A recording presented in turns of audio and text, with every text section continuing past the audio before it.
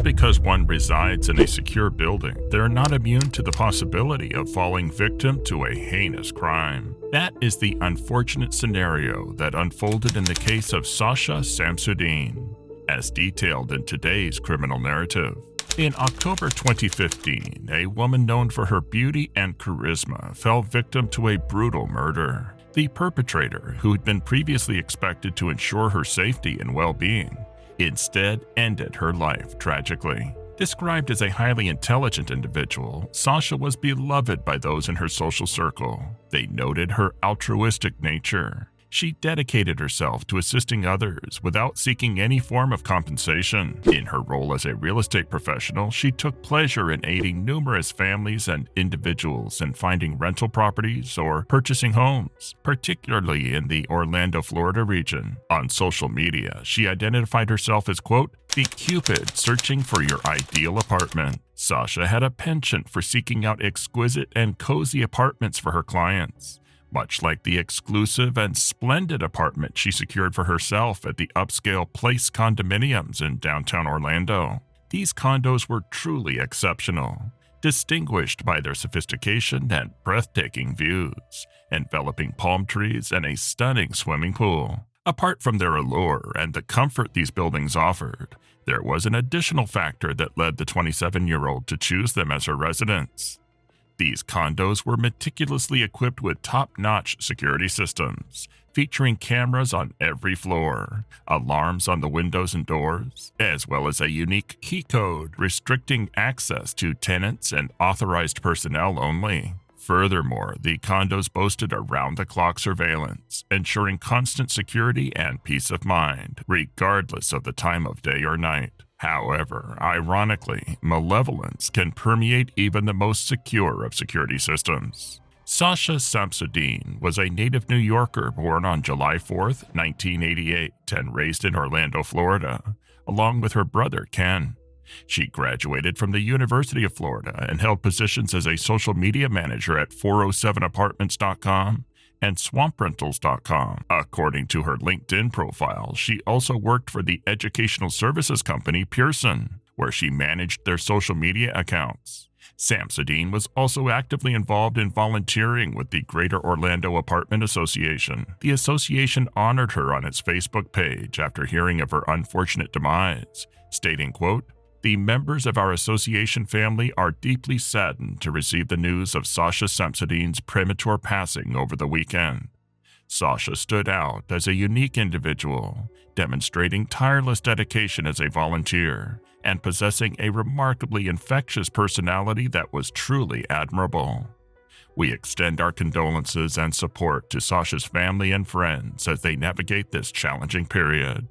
We will miss you, Sasha. So what exactly happened on the night of October 17, 2015? Sasha partook in an exhilarating evening of revelry. The night commenced with the final soccer match of the season in Orlando, where the spirited Sasha fervently supported her favorite team, which emerged victorious. Consequently, Sasha extended her celebration with friends at a city nightclub named Attic Bar. The evening progressed smoothly, void of any foreboding signs. Amidst the music and libations, however, as midnight approached, a slightly inebriated Sasha decided it was time to head home. After bidding farewell to her friends and making plans for the following day, unforeseen tragedy loomed ahead. Sasha proceeded to the apartment complex where she resided. On that particular night, she had consumed an excessive amount of alcohol, surpassing her usual intake. Witnesses observed her appearing disoriented outside the nightclub. A group of girls, noticing this condition, offered to accompany her in her Uber to her residence. Upon arriving, they witnessed Sasha conversing with the security guard. Assured by this interaction, they departed, believing that Sasha was now in safe hands. Little did they know, that guard would later turn out to be the perpetrator. Instead of providing assistance and protection, he exploited the vulnerable state of Sasha. Ultimately, the perpetrator committed acts of sexual assault, torture, and homicide. Sasha had made plans to have breakfast with her friend Anthony around 8 a.m. the following morning. However, she failed to appear at the agreed meeting place and did not respond to attempts to contact her. This behavior struck Anthony as peculiar, considering Sasha's usual communicative and responsible nature. Consequently, Anthony reached out to other mutual acquaintances to see if he could find out more about Sasha's whereabouts. However, no one had heard anything since the previous night, prompting everyone to try and reach out to her. Interestingly, Sasha had not engaged in any social media activity for hours, which was highly atypical behavior. Sasha was renowned for her high level of activity on social, as it was an integral part of her profession to maintain an online presence for client communication. Nevertheless, since the evening of October 17th, her social media profiles had been dormant, void of the regular content she typically shared. After a prolonged period of not receiving any communication from Sasha, Anthony and a few friends decided to visit her apartment in the late afternoon. Upon reaching the apartment, their suspicions of something amiss grew stronger. They noticed Sasha's car parked nearby with a gift intended for a friend's baby shower earlier in the day still on the passenger seat. Concerned for her safety, they entered the condo and attempted to contact Sasha by calling out, but to no avail. With no response and no information about her whereabouts, they made the decision to involve the authorities. Upon opening the Hi, I need to fill out a missing persons report. We went to her apartment to go check. She's there, and she's on. And what is her first name? Her first name is Sasha. The door to Sasha's apartment, officers were immediately overwhelmed by a potent odor of cleaning chemicals that permeated the entire space. They had to pause for a few minutes to acclimate to the intense smell before proceeding with their inspection. Sadly, they discovered the lifeless body of Sasha Samsudean on her bed, covered with a blanket and partially dressed. The evidence indicated that she'd been sexually assaulted and strangled to death, as evidenced by ligature marks on her neck, severe bruising indicating physical assault, and defensive wounds on her arms. The deceased's body also indicated that her necklace had been forcibly removed, entangled in her hair. Furthermore, her shirt and bra were torn, and her underwear had been manipulated, suggesting a violation of her and a subsequent sexual assault. All the evidence pointed to a heinous murder, indicating that authorities were dealing with a chilling crime. Samsudean's body was transported to the medical examiner's office for a post-mortem examination.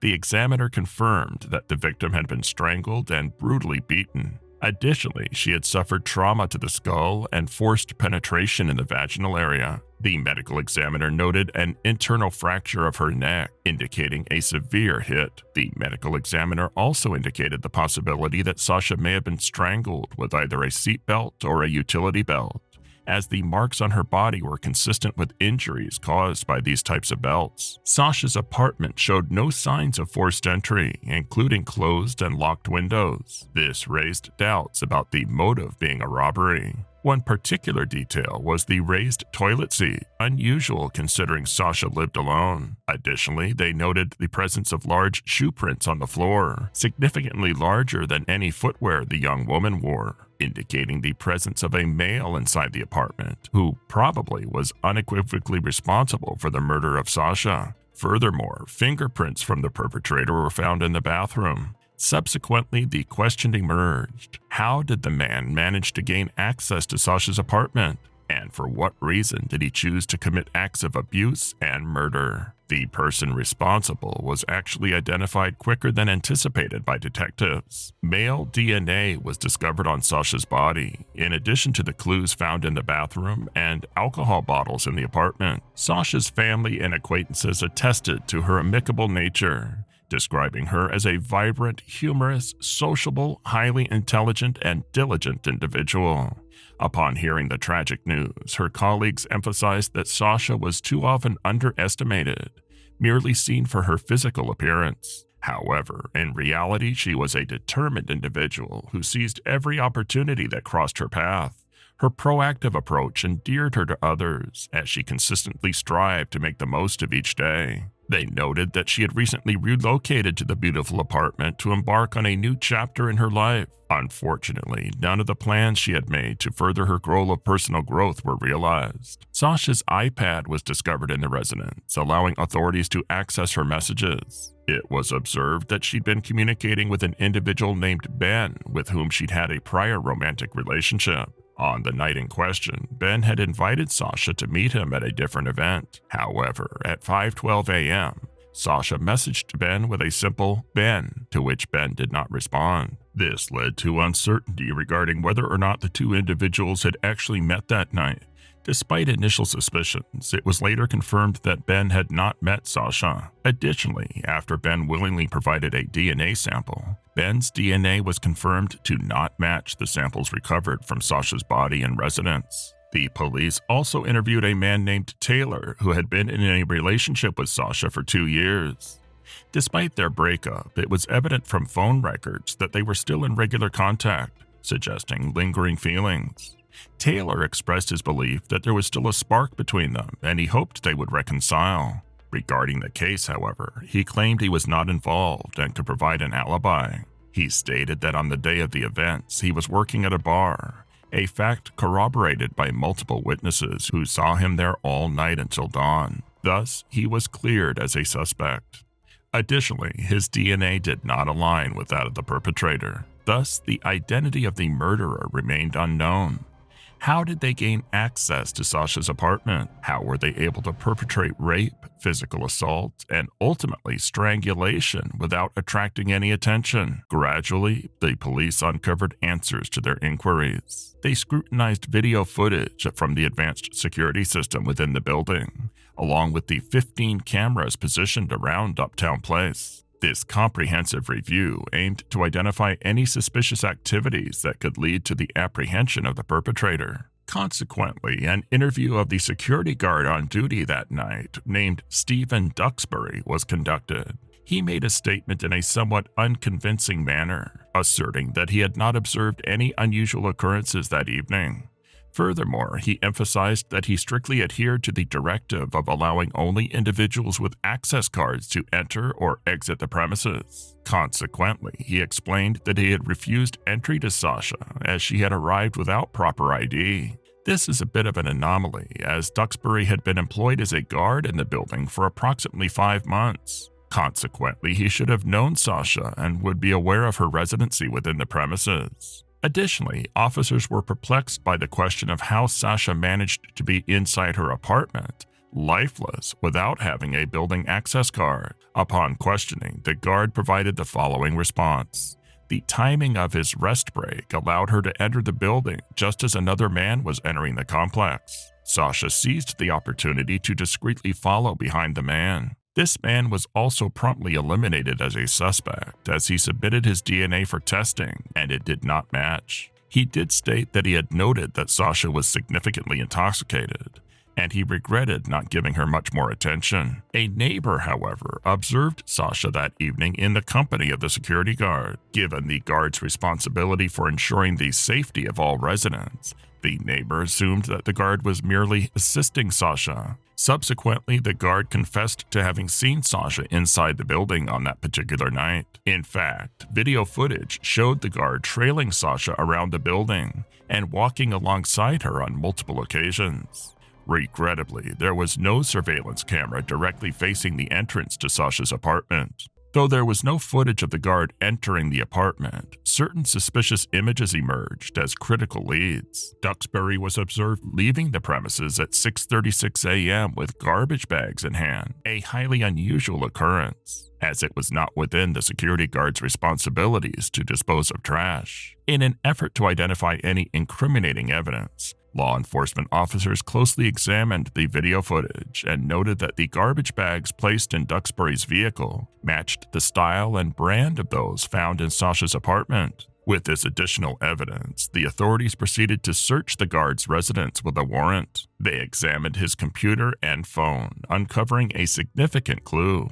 It was discovered that several days before Sasha's murder, Stephen had been researching methods online to bypass a digital lock, exactly the model found on Sasha's front door. Along with that discovery, detectives found that the fingerprints recovered from Sasha's apartment matched those of Stephen Duxbury. Despite the mounting evidence, he persisted in maintaining his innocence. He even underwent a polygraph test, which revealed that his account of events was entirely fabricated. On October 30th, about 2 weeks following Sasha's homicide, Stephen Duxbury was apprehended. He faced charges of first-degree murder and sexual assault. Following an extensive 6-week trial, the Orange County Court convicted him of all allegations, including rape, murder, and unlawfully entering the residence of his victim. Stephen Duxbury, aged 35, was handed down 2 life sentences by 9th Judicial Circuit Judge Lisa Munyon. He was also given an extra 15-year sentence for robbery and trespassing. Despite Duxbury now facing severe punishment and a lifetime in prison, it did not alleviate the suffering of Sasha's relatives. Sasha's parents provided heartfelt statements to the judge. They portrayed their 27-year-old daughter as a diligent individual who consistently strived to achieve her objectives. They expressed pride in her unwavering determination to turn her aspirations into accomplishments. They also conveyed their longing for Sasha's characteristic determination and affection, emphasizing her role as a loving daughter. Tara, Sasha's mother, a former emergency room nurse, expressed that she had had to resign her position following her daughter's demise. She found it too challenging to care for rape victims, as each case served as a painful reminder that her daughter had in fact been a victim herself.